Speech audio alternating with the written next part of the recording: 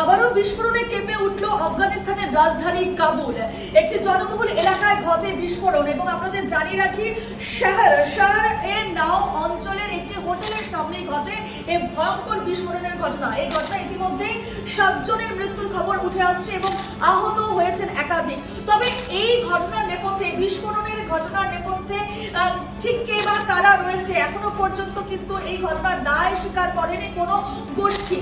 তবে কেন এই বিস্ফোরণ এবং কোনো সন্ত্রাসবাদী হামলা কিনা তাও কিন্তু এখনো পর্যন্ত জানা যায়নি। আপনাদের জানিয়ে রাখি যে এলাকা অর্থাৎ শাহরা নাও এলাকার যে সেখানে প্রচুর বড় বড় অফিস রয়েছে এবং সেখানে শপিং মল রয়েছে, অর্থাৎ একটি জনবহুল এলাকায় এই ধরনের ঘটনায় কিন্তু প্রশ্নের মুখে সেখানকার নিরাপত্তা ব্যবস্থা।